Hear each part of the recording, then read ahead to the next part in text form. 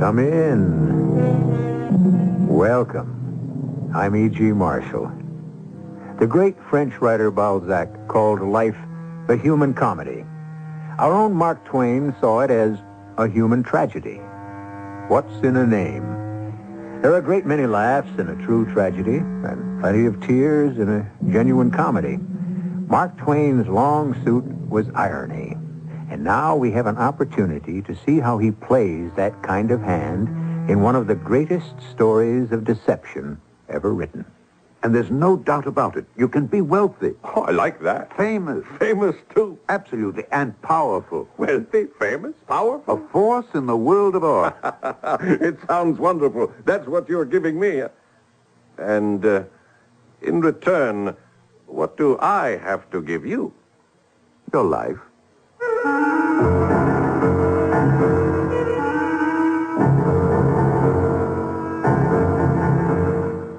Our mystery drama, Is He Living or Is He Dead?, was adapted from the Mark Twain classic especially for the Mystery Theater by Sam Dann and stars Alexander Scourby.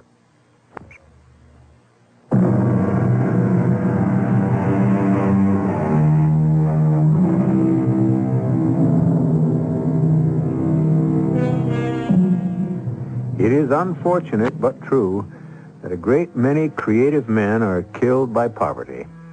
As a matter of fact, the circumstance has been so universal that it has even been made romantic. How many stories, operas, plays are about artists who starve in garrets? Van Gogh, Schubert, Mozart, Rembrandt, Poe, to name but a tiny few, all died of neglect. Must it be ever thus? Mark Twain is about to present another perspective.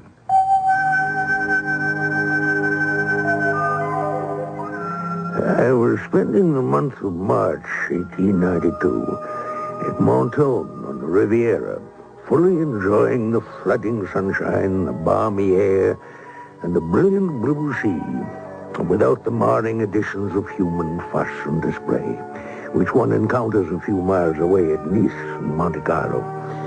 As a rule, the rich do not come here, but now and then a rich man does show up, and I got acquainted with one.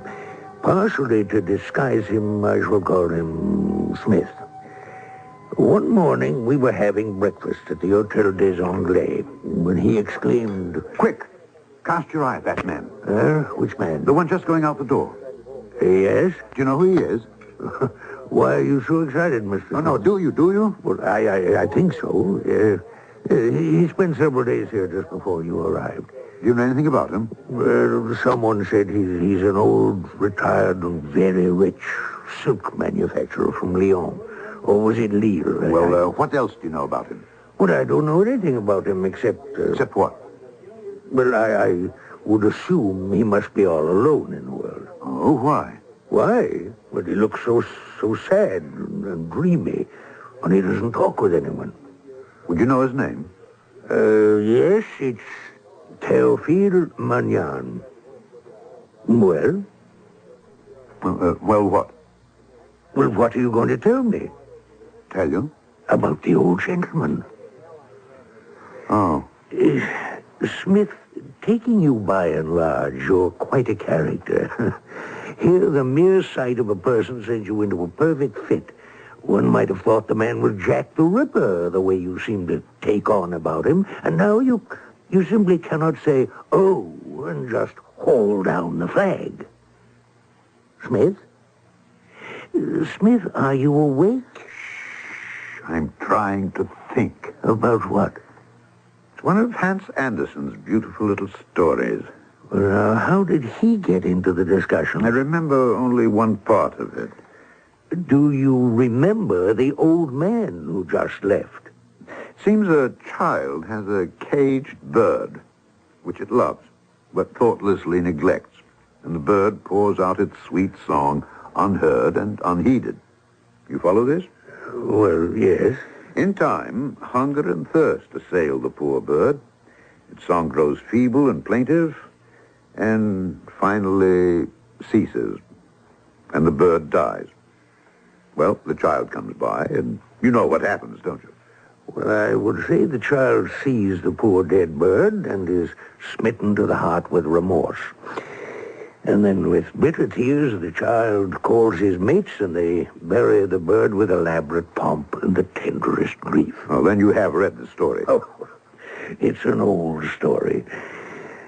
The children don't know that they're only aping their elders, who also starve poets to death, and then spend enough on their funerals and monuments to have kept them alive and made them easy and comfortable. Yeah, yeah. And now, how about the old gentleman? Twain, can you keep a secret? No better than you. You look like a man who's bursting to break one. Well, it's been a secret for many years between me and two others, but I'm going to break the seal now. You know, a long time ago, I was a young artist. You? Mm-hmm. You, Smith, were an artist? And I wandered around the French countryside, just sketching, you know. Were you successful? Oh, bless you, no. I was starving. Well, how did you live? A typically American question. Why not? I'm a typical American. The answer is I pawned my way across France. One by one, I sold all my belongings till I was reduced to the clothes on my back. And even they started to go, one by one. Finally, almost naked and down and out, I found myself in a small Breton village. And there I was taken in and literally saved by a fellow artist named Francois Millet. Who? Francois Millet. With a great Francois Millet? Oh, great. He wasn't any greater than I was. He hadn't any fame at all, even in his own village. Oh, the great Francois Millet. Let me tell you about the great Francois Millet. He made me welcome. What a generous, great-hearted fellow he was. I'll never forget that first day. Smith. Are all Englishmen named Smith? Sometimes it seems that way. Now, where can you sleep? Well, sleep anywhere. There are no soft places on the floor, so one is as good as another. Now, for dinner. I feel badly. I can see there isn't very much, Monsieur Millet. You cannot call a French painter monsieur till he's received the Legion of Honor. And I have a better chance of being struck by lightning. You must call me Francois. Now, dinner. All we have are turnips. Unless, of course, Carl can scare up something. Carl? Carl Boulanger. He's also a painter, and he lives here, too.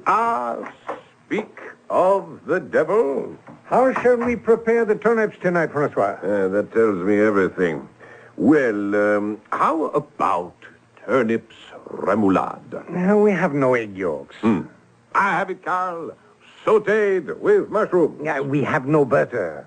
I don't trust your judgment when it comes to picking wild mushrooms. Well, then I suppose we'll have to boil them as usual.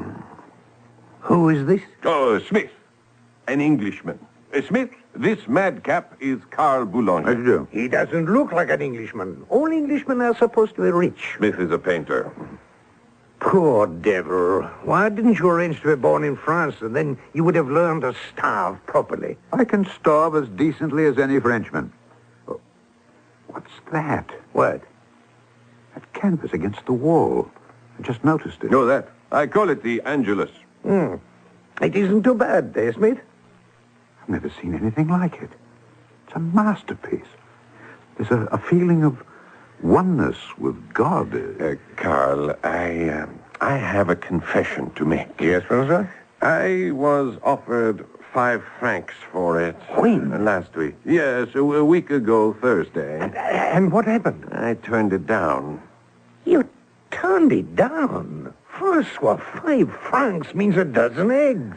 A pound of butter. I know, but you see, the man appeared anxious. Yes? And so I asked for 8 francs. And? He said he would think about it and let me know. Oh, the kiss of death. Why didn't you take the 5 francs? You mean you would have Francois sell the Angelus for 5 francs? Right now, I would sell it for a pork chop. Oh, sautéed with onions, and without the choke no. vinaigrette, salad niçoise, and a very dry Bordeaux. Carl, when will you learn that the proper wine for pork is a light burgundy? I must educate your palate. You abscond. What a fantastic pun. Don't you get it, Smith? No, I'm afraid The English as a rule, Carl, are rather slow in these matters of humor. Francois was also my painting teacher, and you see, he has educated both my palate and my palette. You still don't get? Yes. Yeah, it is rather funny. No, you're right. It is a rather feeble jest. But you see, it passes the time, and then we forget how hungry we are. And how tired and disappointed and disillusioned. Oh, come, Carl, one cannot have everything. Look at what we have in this room. Behold these canvases, a feast for the eye, a feast for the mind, a feast for the soul. And not even a crumb for the stomach. Be of good cheer, Carl. Perhaps tomorrow something will turn up. I caught you. Another pun. You get it, Smith? Huh? What will turn up tomorrow will be another turnip for dinner, as usual. Oh, yeah. Yes. Well, now, gentlemen, the situation is quite serious. We are on the verge of starvation. As usual. And we must come up with a solution. I agree. What do you suggest, Francois? I don't know. How about you, Smith? Nothing occurs to me either. Well, then, let's sleep on it. Which we did. After having had, of course, a boiled turnip for dinner. The next morning, I was starved, but that was nothing unusual. I decided to take the bull by the horns. I looked at Millet's paintings.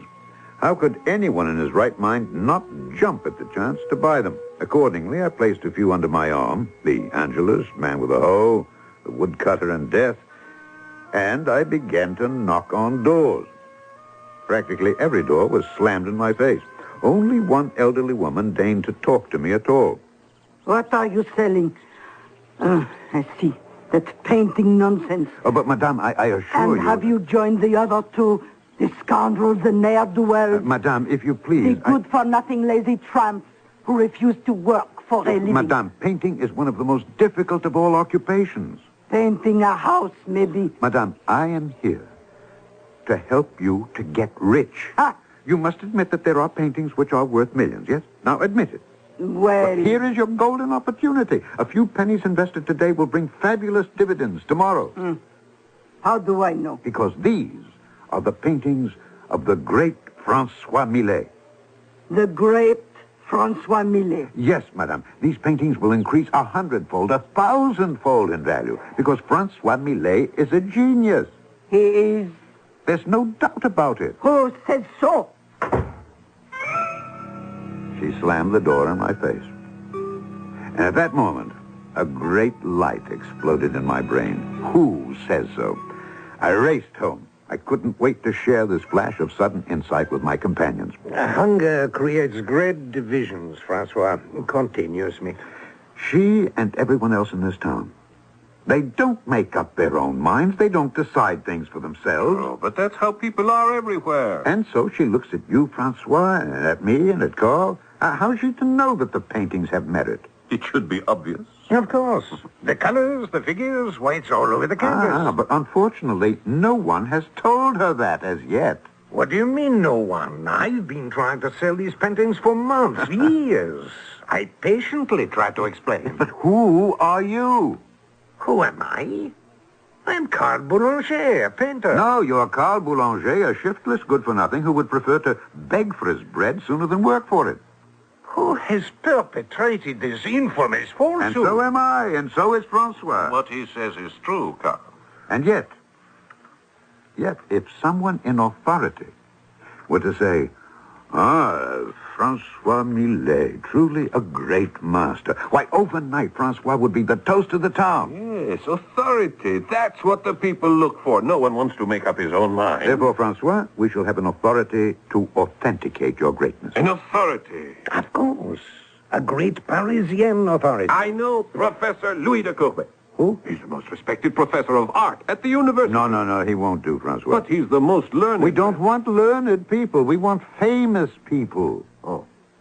I have it. Madame Lucerne. She runs the most talked about salon in Paris. You mean the most notorious?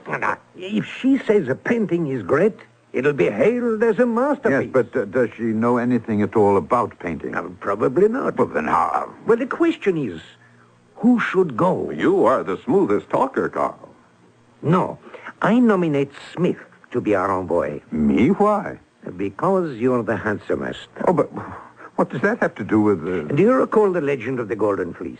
Oh, yeah. And the legendary band of ancient Greek heroes who went after it. Whom did they choose as their leader? Not Hercules, the strongest, or Ulysses, the wisest, but Jason, the handsomest, because they knew it would be necessary to seduce a woman in order to win the prize.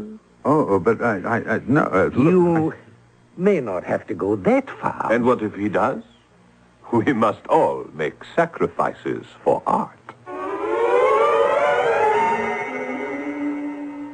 Yes, and some of us must make heavier sacrifices than others. But, as you can see, there's more to becoming a famous artist than merely painting a great or even a good picture. Sometimes one must play the game of love and even the game of death. However, all that is the affair of the second act, which I shall bring you in just a few moments.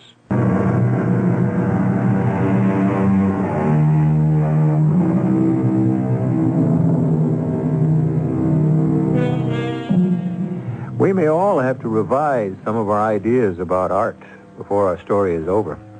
At any rate, we're back in the year 1892, and Mark Twain is chatting with a wealthy elderly Englishman in a hotel on the sun-washed shores of the French Riviera. Now, Smith, what are you telling me?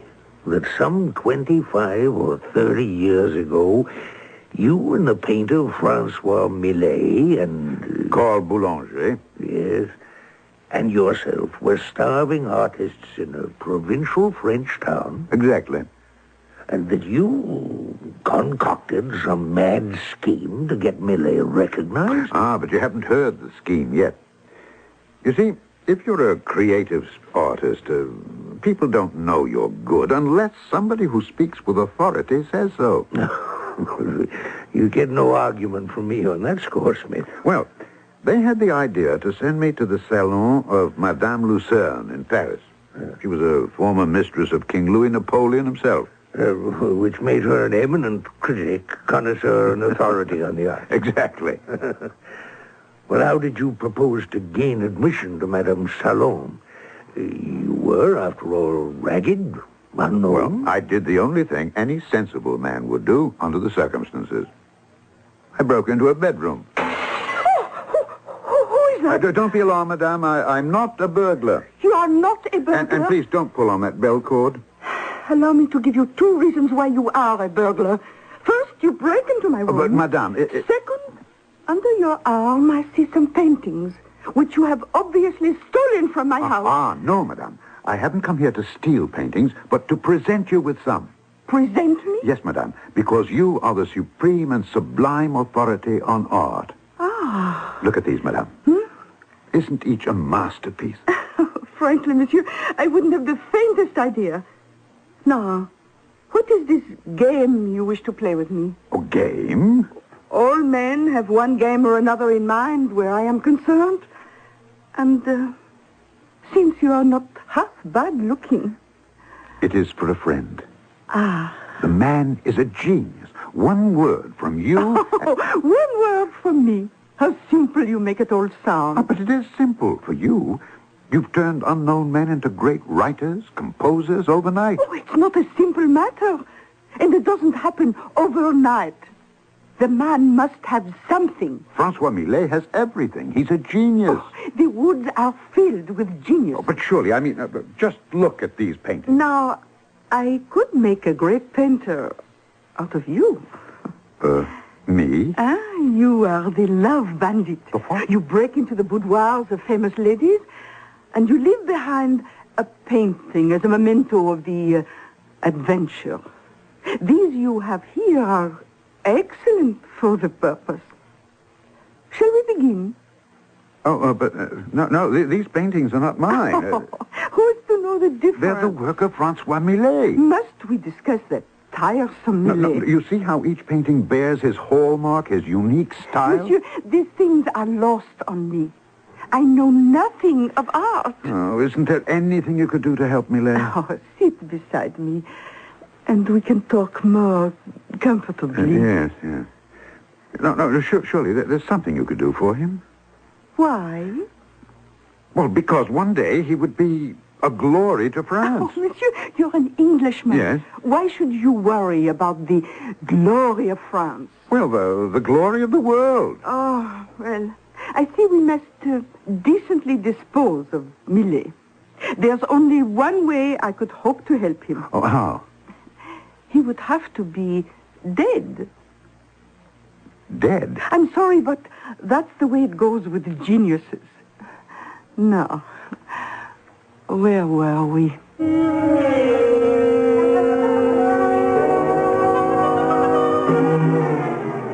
Dead? Dead? The woman is crazy. Gentlemen, the woman is right. What's me? It's a matter of history. She convinced me. Do you mean Francois is to die? That is rather Look, extreme. an artist has to be starved and dead before he's acknowledged. It happens so often, we could write a law that says the prices that the public will pay for a man's pictures will only climb after he dies. But what good does it do the dead artist if others make money on his pictures? Death lends grandeur to a man. Death makes his name illustrious. Why? I don't know, gentlemen. I don't know. There's no way out, Francois. You simply have to die. Oh, now look here. No, Smith. let us hear him out first, Carl. Now take several weeks, better several months to die. And in the meantime, paint. Paint day and night. Enlarge your stock of paintings. Leave behind a ton of work. And Carl and I will make a fortune. A fortune? On the works of the late, great Francois Millet. No, I'll have no part of this. Wait. What Smith says is not devoid of merit. Francois. Look at us, how we live. How far are we from death? How much longer can we starve like this? Freeze, do without. In a few years, we will be young no longer, and we'll be dead in any event. This way... This way is madness. I won't let you die to make me rich, Francois. No, but listen. And that would be enough out of you too, Smith. You didn't let me finish. I said Carl and I would make a fortune selling your paintings, Francois, which we would then split 3 ways. 3 ways? Yes, Carl, 3 ways. You and I and Francois. Francois? What did you think I meant for Francois to actually die? But you say... No. Why should Francois die? He'll just vanish, change his name, and we'll bury a dummy and cry over it, and... Smith, you are the greatest scoundrel who ever lived. Thank you. What a magnificent plan.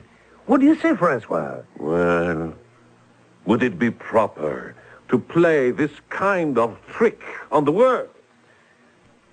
On the other hand, since the world will have it no other way... But will it work? We'll put it to the test. How? Carl, you and I will go out and do some painting.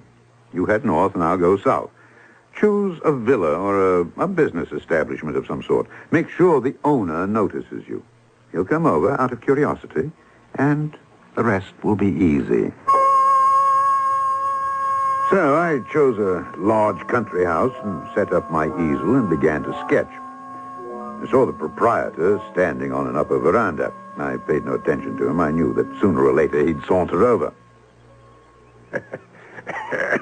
Hey, that's not bad at all. Yes. I think you captured that pretty well. Hey, you're good, you know that. Well, thank you, monsieur. Well, I ought to be good. Look who taught me. No, let me see if I have one of his works with me. Oh, here we are, in my satchel. I suppose you recognize that signature down to the right there? I beg your pardon? He was my teacher. Oh. You mean you don't know the signature of Francois Millet? What have you been spending your life? It's Millet. Francois Millet. Millet. Yes. Of course. What could I have been thinking about? Of course, Millet. I recognize that now. Millet, the greatest painter in France. Yes, Millet. This little sketch is genuine, Millet. Well, how can you fail to see the brushstroke? Oh, of course. Is it for sale? For sale?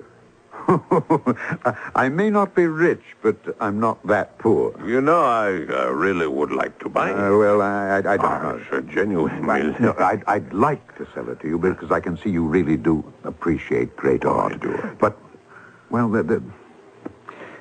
there's a practical consideration. Huh? Yes, I'd be a fool to sell it now. Why? Why? You mean you don't know? No.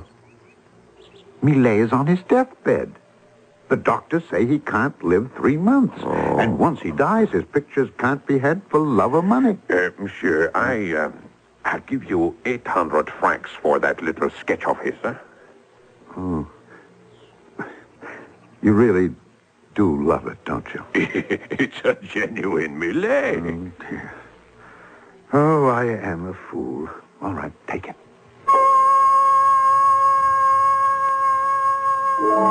800 francs, Twain. And Millet would have sold it for a bottle of wine. 2 years ago, it sold at auction for 80,000. It's a mad world. Well, when I came home, Carl was dancing for joy. 1,000 francs. Yeah. I sold Francois's picture of the little girl and her mother for 1,000 francs. Well, your 1,000 francs sale, Carl, and Smith's 800. What a feast we can make this evening. This evening, Francois, you'll have to get sick. Sick? Oh, I never felt better in my life. Tonight, you will take to your bed with the illness that will finally kill you. All right. After dinner. You'll have to look pale, wan, weak for all the distinguished visitors. They'll flock here in droves. Why? Well, because they'll want to see you die. He's right, Francois. No one would walk across the street to see an artist who's alive, but they'd travel the length and breadth of Europe to see what dead. Well, you may as well prepare yourself, Francois. You're about to become an institution. And this place is going to be a shrine.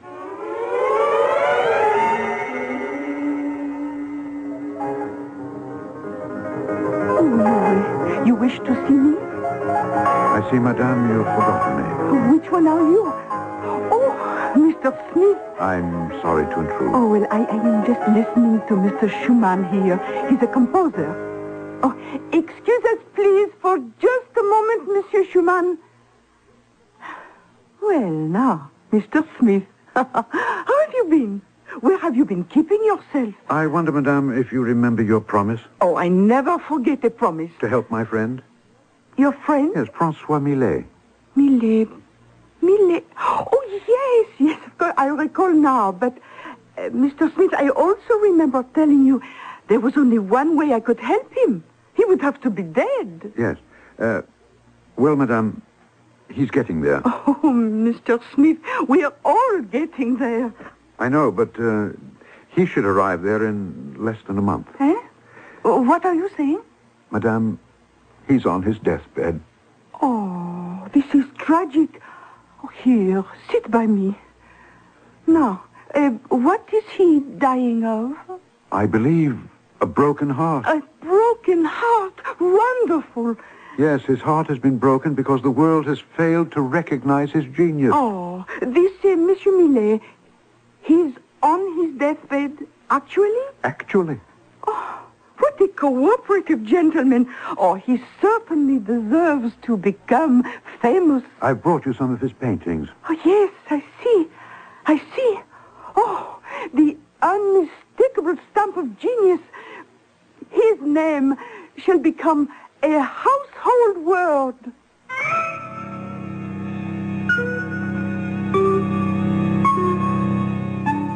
Is that how it's done? Well, it's a way, but is it all that simple? No, not really. We'll encounter a few problems.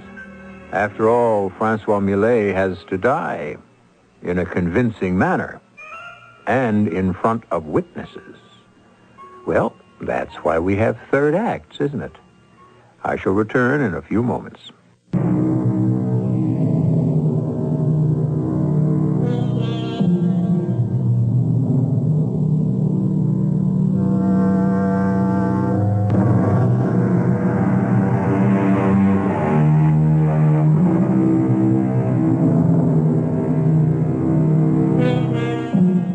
Today, our entertainments are dominated by something known as the caper.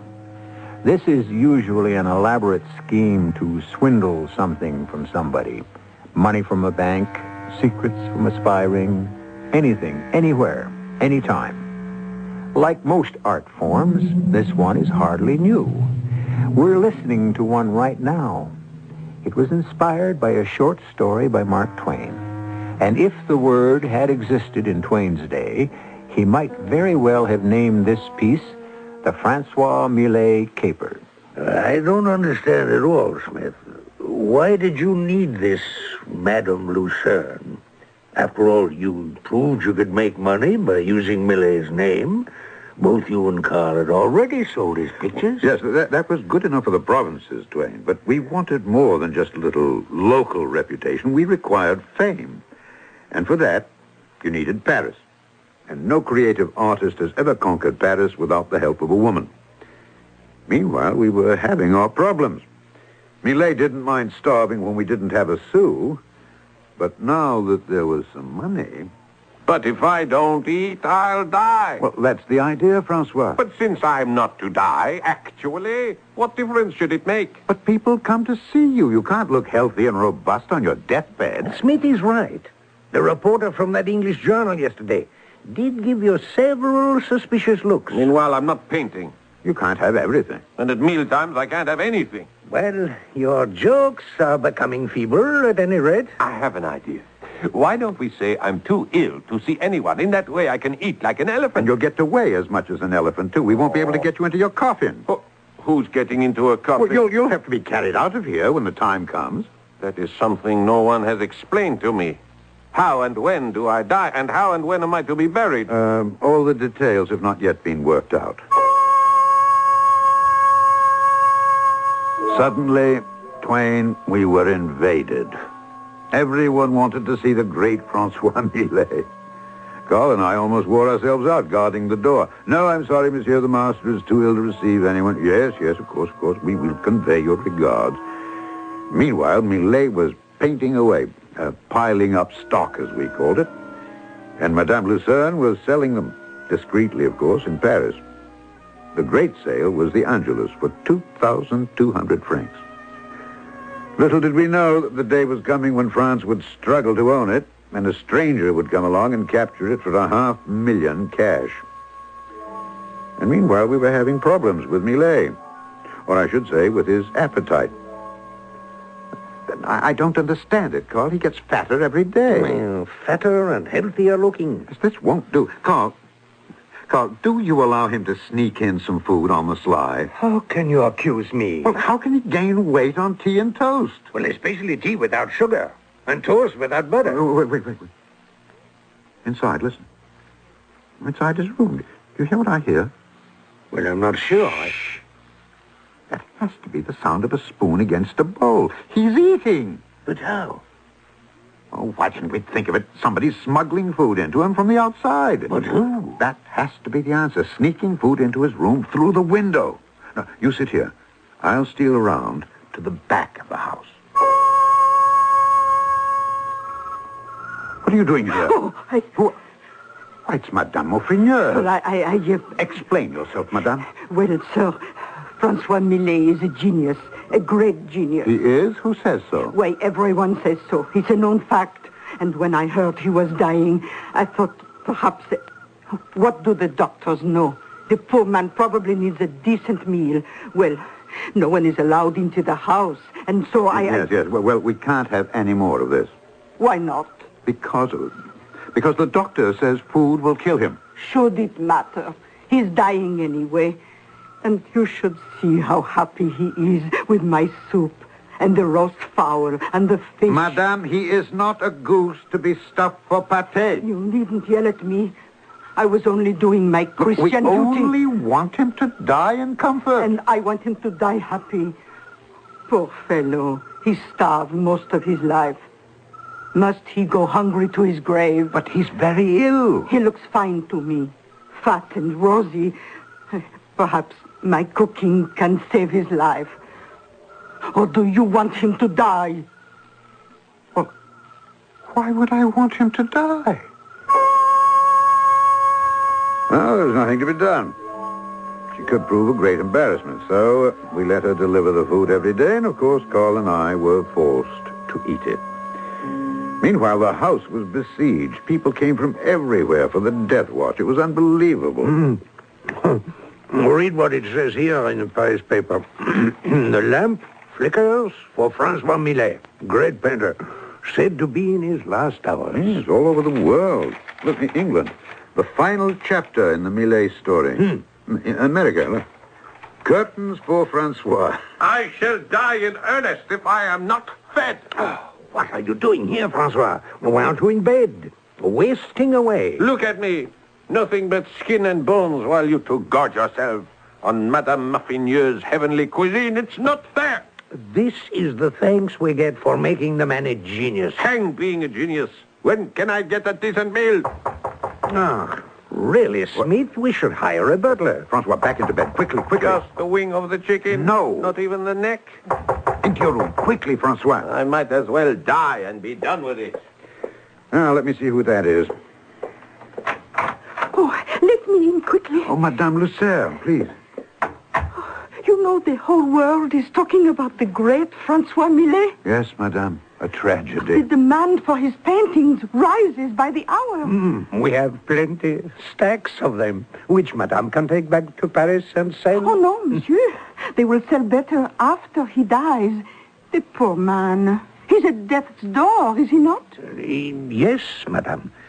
Standing on the threshold, as it were. Oh, may I pay my respect? Well, Madame, you see... Mr. Smith, please tell your friend I am so attached to the master that I shall be desolated if I cannot see him at least once before... Oh, I cannot bring myself to say... Madame, this way, please.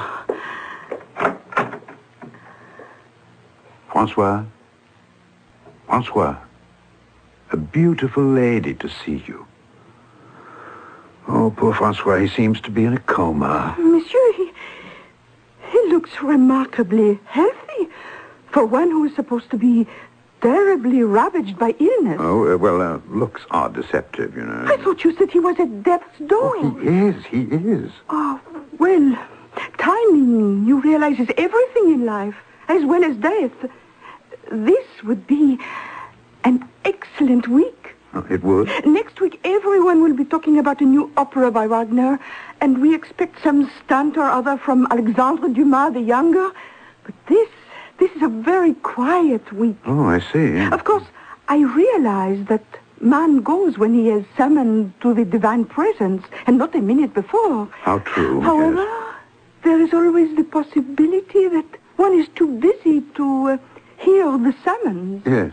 Well, as you can see, Madame, he is failing before our very eyes. Oh, poor man.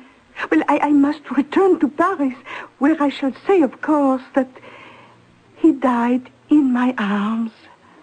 How tragic. Yes.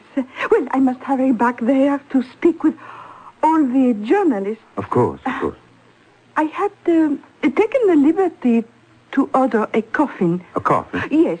It should be at your doorstep at any moment. Oh. A most splendid final home for a man of such magnificence. Thank you, Madame. Well, I felt it was the least I could do.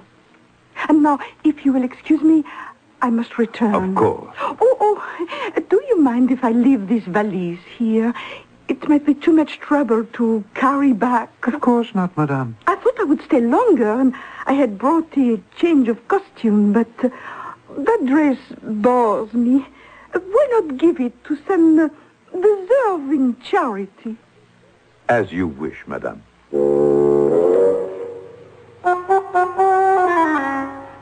A few hours after she left us, there was another knock on the door. And it was, you guessed it, the coffin. A small coffin. How would Francois ever get into it? Oh, what was I thinking? Francois wouldn't get into the coffin. Carl and I had already prepared a dummy for that purpose. Our basic problem was... How am I supposed to get out of the house? Are we ready to make the announcement? We have a problem. Francois. Well, I thought you were working on that problem, Smith. I Well, could sneak out through the back window. oh, the house is surrounded. Where would you go? Everyone knows you for miles around, especially now. Smith, you should have thought of this before. I did think of it. I just couldn't come up with any solution. I can't die until I know where I'm going. Would we could all say that? And the best time for it, as that Madame Lucerne said, is this week. Ah, Madame Lucerne. Why didn't we ask her to propose a way out of this difficulty? Madame Lucerne, of course. She foresaw the problem, and she's given us a way out. How? Hand me her valise. Well, how can her valise give up? Here. See? You see this costume? A black dress. Yes. Black hat. A veil. These are for the lady in black. Who is the lady in black? Oh, a mysterious mourner. A woman who loved you deeply, passionately. But who is she? Oh, no one knows. Put on the dress. Oh, but Come I... on, hurry, Francois. Come on, I feel ridiculous. You'd better start feeling sad. Oh. Very sad. No, just a few quiet sobs. Nothing loud, nothing uncontrolled. Just, let's say, the dignified weeping of a woman of high breeding and great dignity. Eh? Is that what she's supposed to be? Oh, well, would our friend Francois choose any other kind of mistress? Oh, by the way, is the coffin sealed? Coffin is ready. Fix your veil, Francois. Yeah. Oh, fine, excellent. Come, my friends. Those of us who loved him best, his pupils and the mysterious woman who loved him, we have an announcement to make to the world. Open the door, Carl. Ladies and gentlemen, I have a most melancholy statement to make.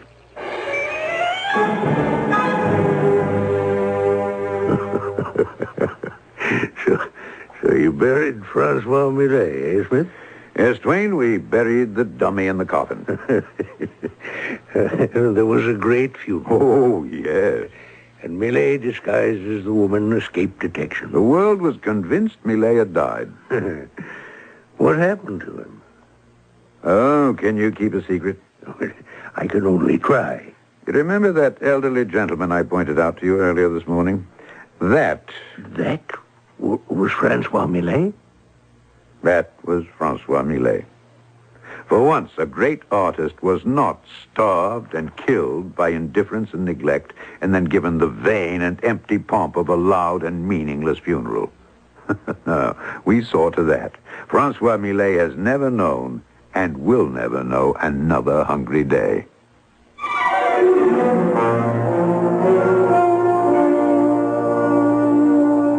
Who was it that said, "Live well, and that's the best revenge"?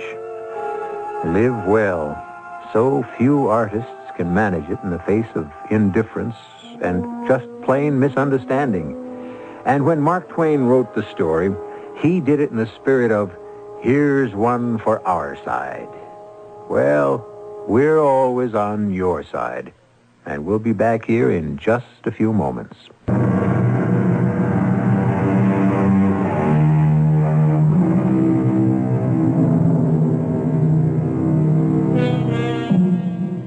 Is he living, or is he dead? Well, of course, he's dead today, but was he living back in 1892, the date of the story? Was Mark Twain playing a gentle hoax on all of us? Or was the old practical joker himself the victim of a practical joke? We'll never know. But we do know we'll be here 7 times each week. Our cast included Alexander Scourby, Court Benson, Paul Hecht, and Bryna Raeburn. The entire production was under the direction of Himan Brown. Tragedy at its finest. Inevitable, inexorable, and somehow, in the honesty of all but the central villain, ennobling. I'll be back shortly.